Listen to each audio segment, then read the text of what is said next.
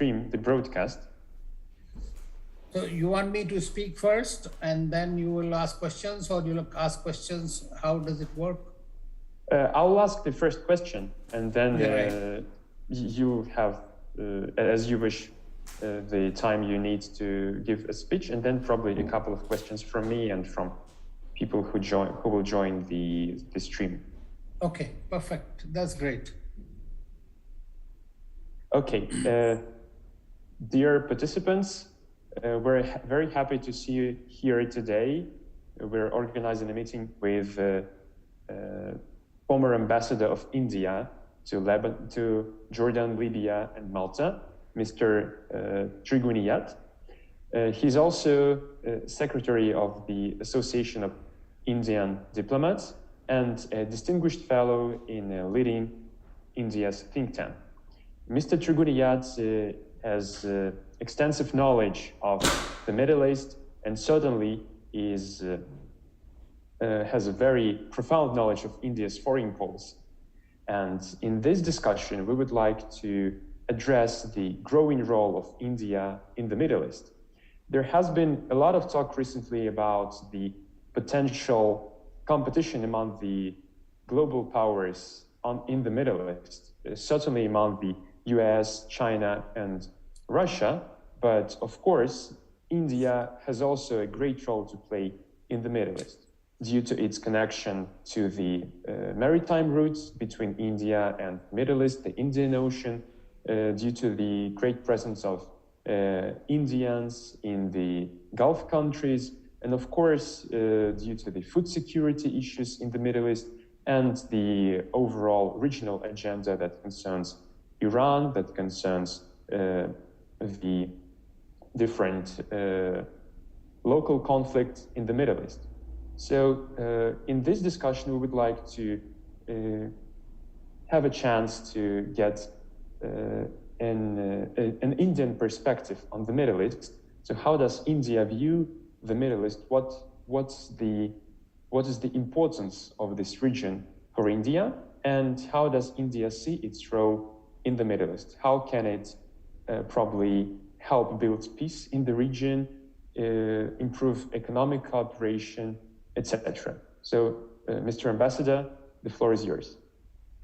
Thank you so much, Mr. Adyanov and the Primakov Center for inviting me to share some of my thoughts on this very important geography of the Middle East, or West Asia as we call it.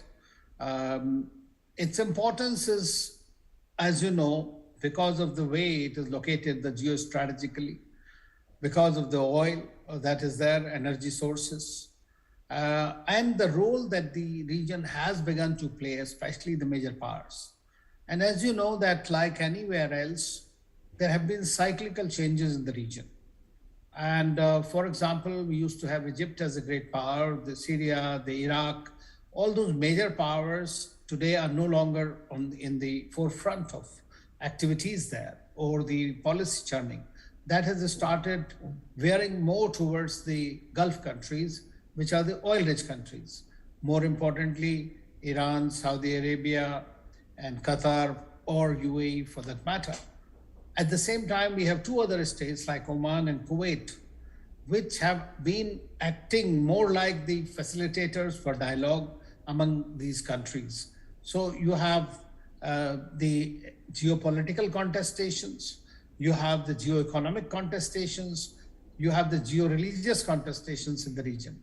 Now, Turkey is another major player which has been trying to come up with a very new kind of approach towards the region, which is normally becoming, some can say that the policy of the current government has been more to do with becoming another leader of the Islamic world, provide an alternative.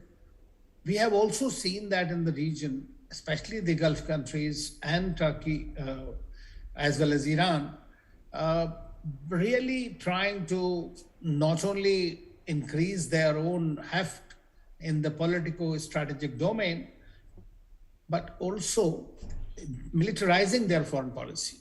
We have seen it in Libya, the action that has happened where all these countries basically were involved along with the major powers like the United States, France, UK, Italy, and we saw how the UAE, Saudi Arabia, and others did.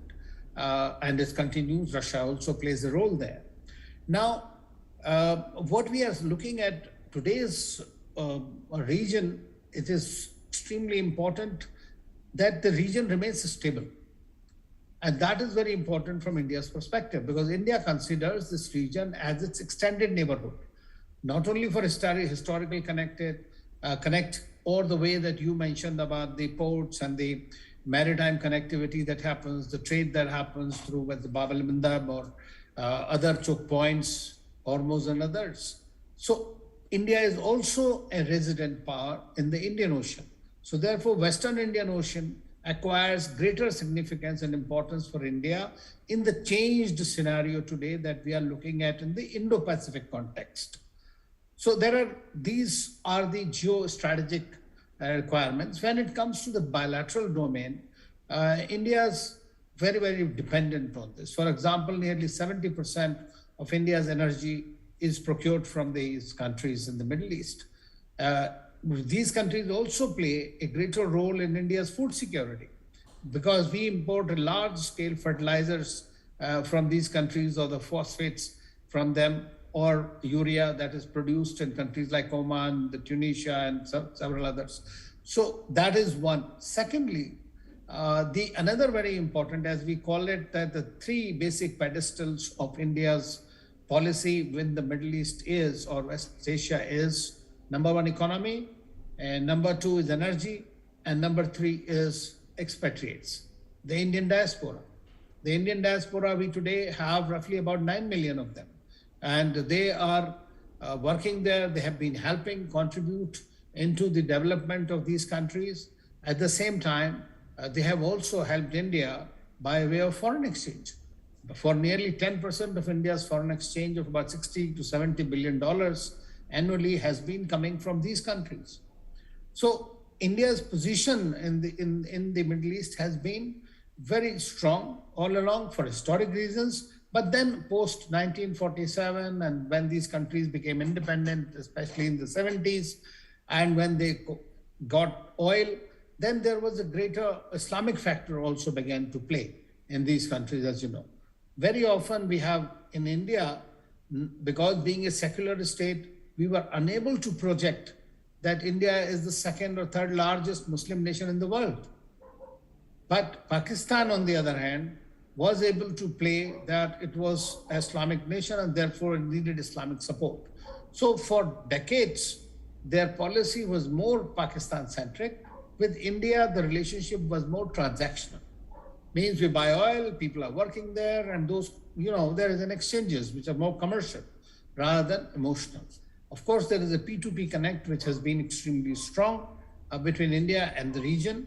Virtually all countries, even though they are on different pedestal of, I would say, on their path of prosperity.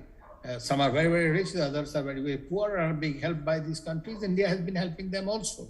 And as you rightly mentioned, that the post this Russia-Ukraine war, there is a greater issues that we face now with regard to their own food security.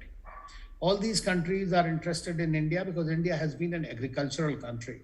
It produces much more and has begun to produce much more than it is able to consume. So India selectively has been providing assistance to all its friends, even though we have fought in WTO. Like during the pandemic, India is one of the few countries, probably the only country that has continued to provide assistance to over 150 countries, including vaccines. Your Russian vaccine was manufactured in India. And so are the British and other manufacturing. So it became a vaccine hub. It became a vaccine friendship, as we call vaccine Maitri. And so India tried to provide that kind of, which is what they like. Secondly, during this pandemic, all these countries needed medical teams. So India provided all that. Now, over the time, since at least I would say 2014-15 onwards, the relationship has undergone a major change. One of the biggest deficits in our relationship with Middle East was that even though we were getting those leaders coming to India once in a while, there were hardly any visits from India at the highest level. Like when you are closer home, then you are ignored. That sometimes it happens. So that is the kind of thing happened. People took you for granted, those regions. That is something that also did not play out well. We were, of course, not, we were rather concerned about the way the OIC behaved on Jammu and Kashmir. So India was looking at the region from the Pakistani prism, in my view. Right. And that is why the closer cooperation did not happen at the strategic level. I have myself seen, having worked in these divisions and the foreign ministry, that it used to be very difficult to get any cooperation on counterterrorism from these countries. But today it's entirely changed. Today these countries are looking at India as a great opportunity, business opportunity. When Saudi Arabia looks at investing $100 billion in India, or UAE wants to invest $75 billion in India, and in the hydrocarbon reserves, they are trying to work in Africa, elsewhere, together in trilateral, quadrilateral formats. So there is a lot of activity that is happening in the economic domain because India has become an opportunity. On the political domain also, they have begun to understand that they had so far probably hatched a wrong egg in Pakistan, because terrorism is something that affects everyone, and Russia also knows it very well. So India has been trying to tell them that you cannot continue to support those who are fomenting terrorism or using terrorism as an instrument of their foreign policy. And that is what has actually made them understand, changed global scenarios, and their own Act East policy means now they are looking more towards China and India and even to Russia, but rather than towards the West, because these are their actual markets. India is a big market for the Middle East, and especially for the Gulf countries. China is a very big market, so are Japan and Korea. So their focus is also shifted instead of from the West. Then they have also seen probably the Western, especially the US desire to probably leave from it after Afghanistan happened, or even their own countries have been attacked by these Houthis, drones and all. So they realized that there was a weakness in the kind of support that was provided to them. And so I find that in all this, now you can imagine that today UAE has emerged our third largest trading partner, and Saudi Arabia is our fourth largest trading partner. So the relationship has today become truly strategic. And the most important dimension of it can be seen when Prime Minister Modi visited these countries. He was conferred with the highest honor by all these countries, which is very unusual and has not happened to any leader in the past. So today, I always say that among all the foreign policy approaches of Prime Minister Modi, I think his West Asia policy, which is called Act West policy, has been quite successful. Thank you so much for this introduction, Mr. Ambassador. And now I'd like to ask a question that concerns the role that India probably views for itself in the region. So some say that India is a rising or has already become a world power. And does it see the Middle East as an arena for competition with other powers? For example, with China, that also tries to establish its presence in the Middle East or has established and tries to increase it. Is there any kind of a competition between India and China, or India and other global powers in the Middle East? Well, I think that the competition that is there already in the Middle East and elsewhere remains between USA and China, which is, expanding across the spectrum. So that is the future trajectory. As far as the next few years or decades are concerned. And I also feel, this is my belief, that with the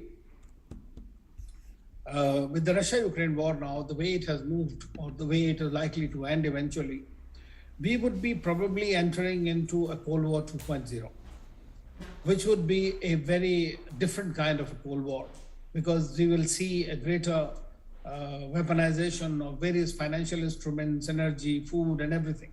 So this will become a very different kind of a Cold War, and you will see that more and more people will be trading in their national currencies and things, which was not the case in the first one. So that is likely to be a very difficult kind of thing. In that, I do not see India going in any way on either side of the spectrum, because we have problem India with China. As you know, there is an inherent competition within the region between India and China.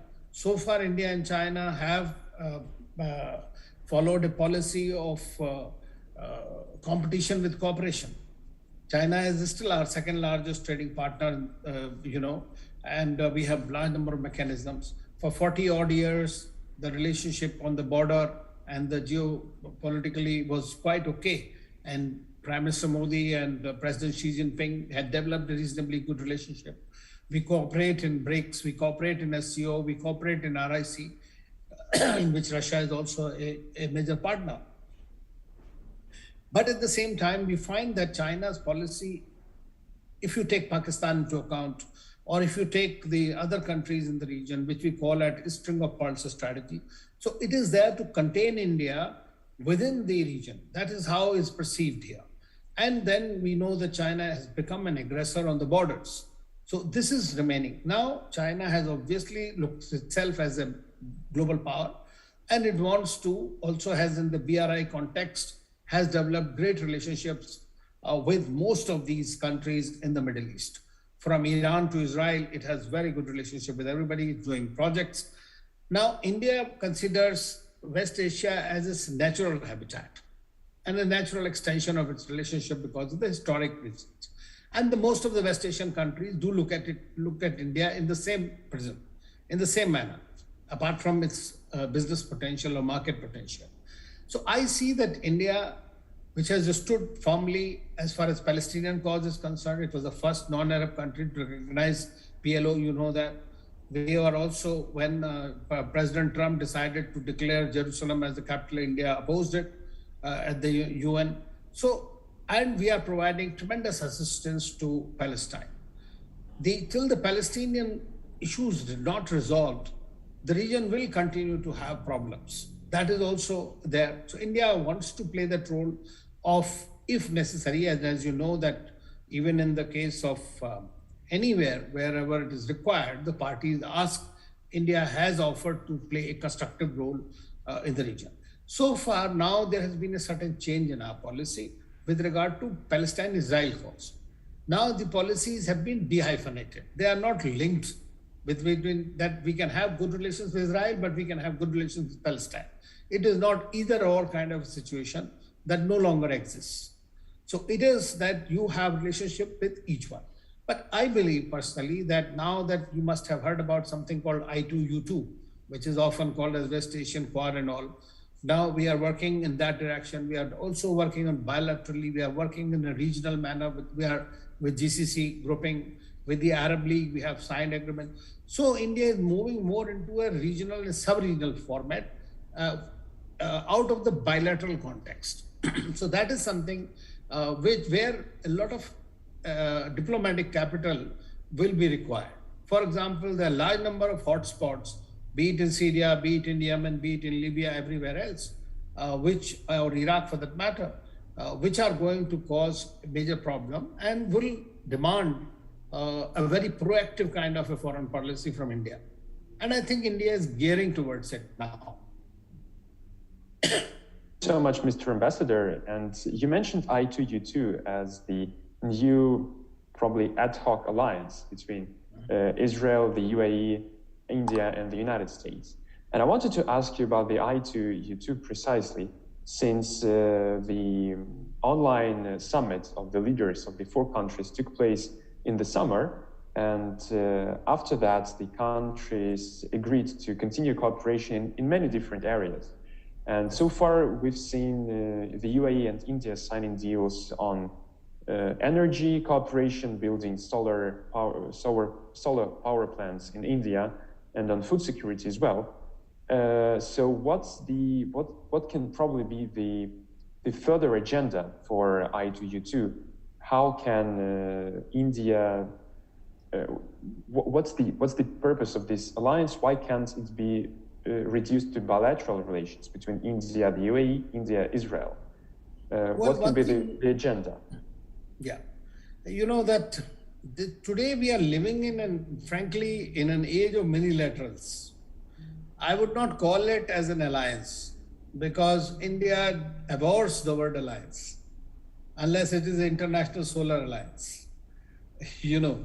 So as far as this is concerned, that in this, you can see all the other three countries, like UAE, Israel, and the USA, are India's comprehensive strategic partners, all three of them.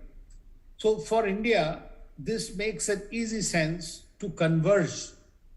As you know, that there are changes taking place within the Middle East also.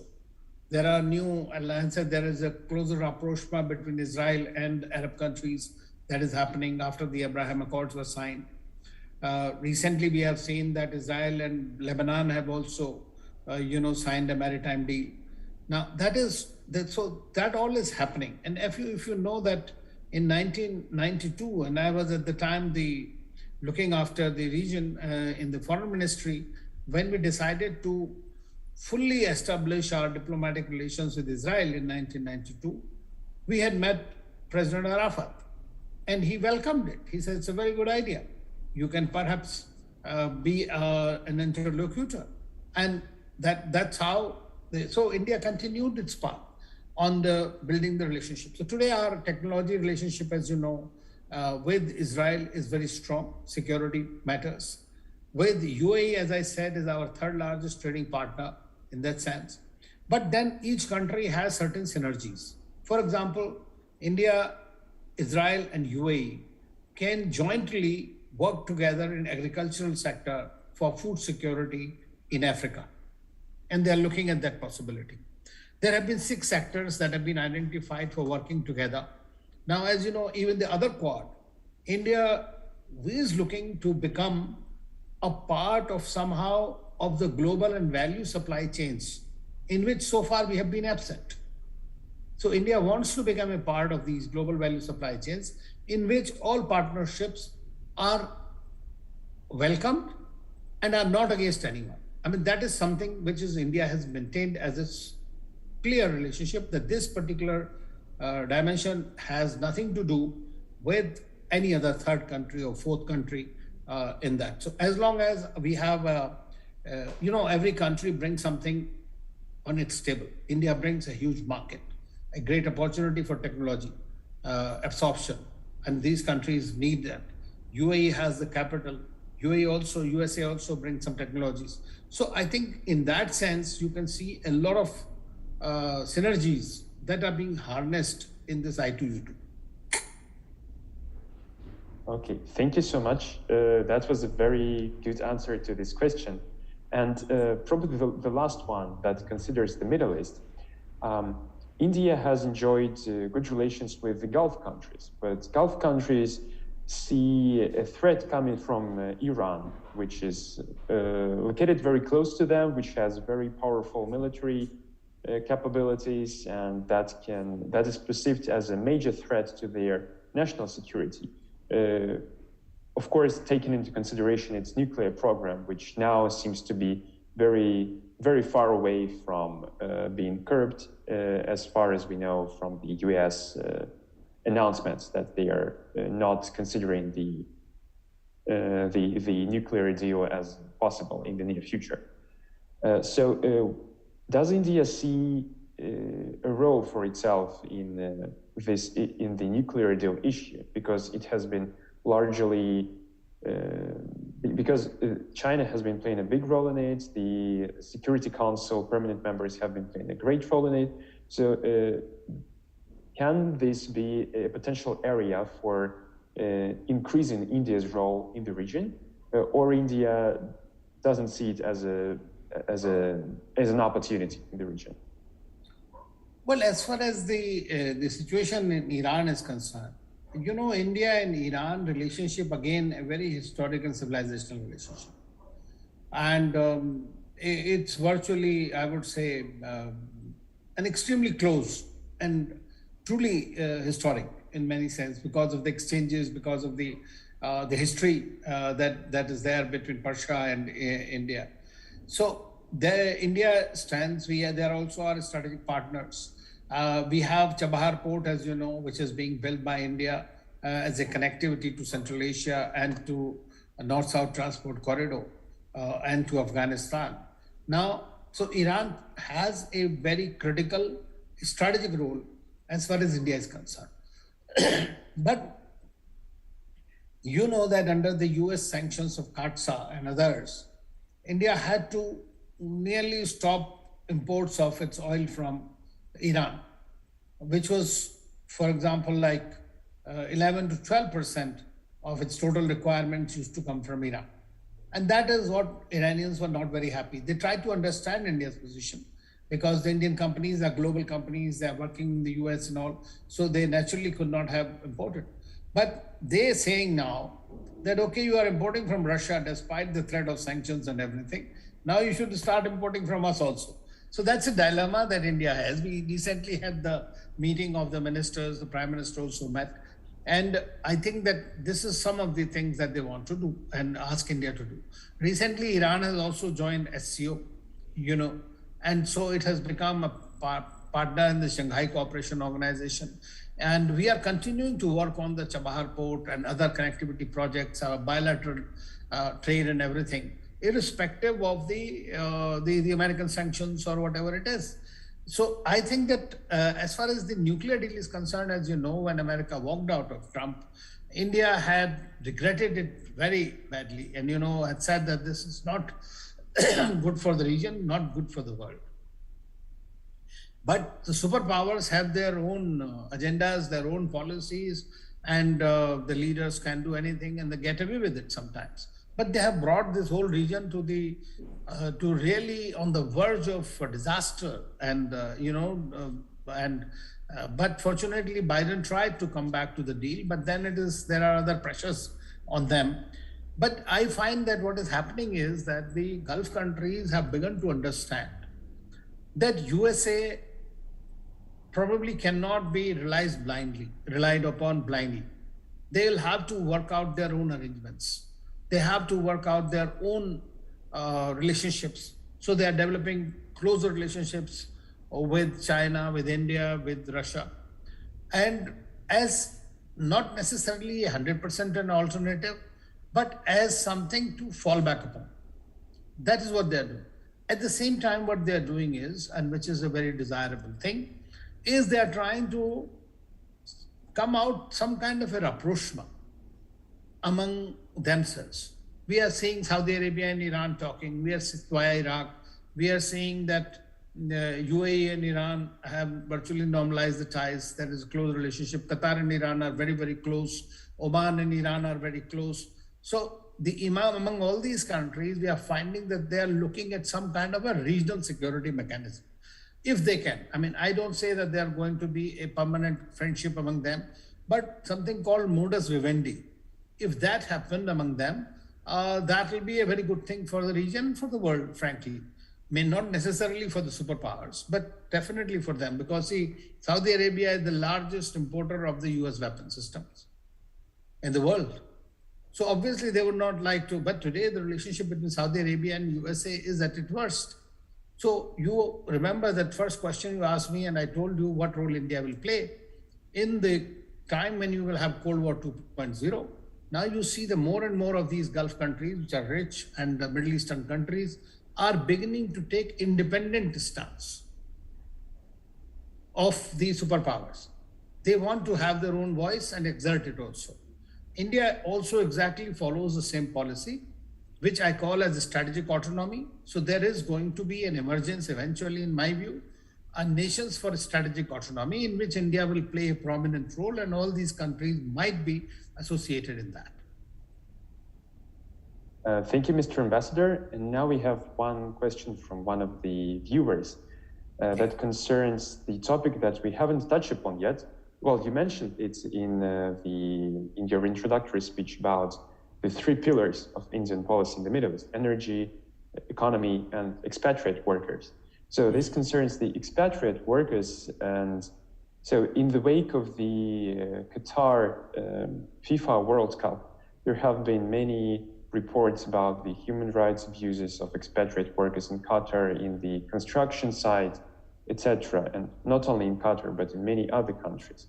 So as we know, there are many expatriate workers from India working in the Gulf. So how does India try to improve the status of expatriate workers in the Gulf? And doesn't this problem spoil the relations between India and the Gulf? Well, as you know that from India's point of view, and so is from the Gulf's point of view, the Indian expatriates, or diaspora as we call it, non-resident Indians, constitute about 8 to 9 million people. Now, those people have been instrumental in the development of these countries. They know it, and this is appreciated by everyone. Indian workforce is preferred over the workforce from many countries for various reasons. They are disciplined, they are not problematic, they do the work very sincerely, dedication and all that. But at the same time, the labor issues are also very, very important. And therefore, what India has done is with all these countries, and I have myself been involved for nearly about 10, 15 years ago, we institutionalized between India and those countries, each country, bilateral arrangements, where if there are any cases, our embassies immediately take it up with the authorities. Then we created the insurance mechanisms for them, those who have to come back. During the pandemic, we had to evacuate a very large number of Indians from the Gulf through the Vande Bharat missions.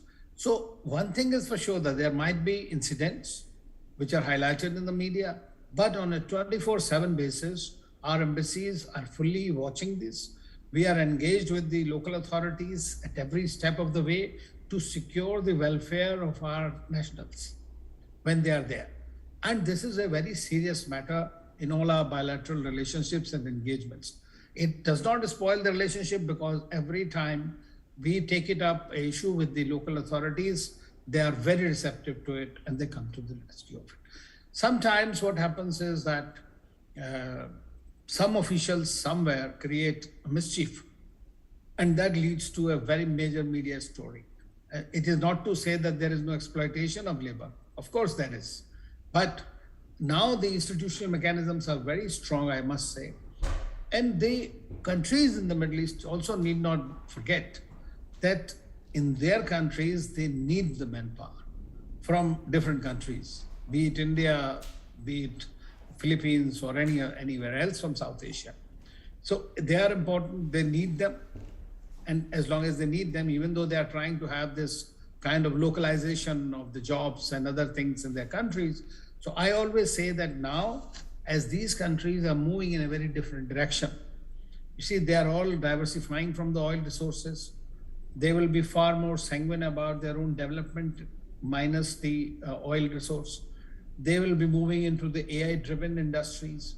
There will be a greater injection of technology in these countries. Therefore, the people who will be going from India must be very well skilled in those kind of things that will be required to be done in future. So next 10 years are extremely important. The old type of workforce will not do. Thank you so much, Mr. Ambassador. It was such a pleasure to meet you and to listen to you explaining the India's role in the Middle East and sharing your thoughts on the prospects of India's position in the region. I think we can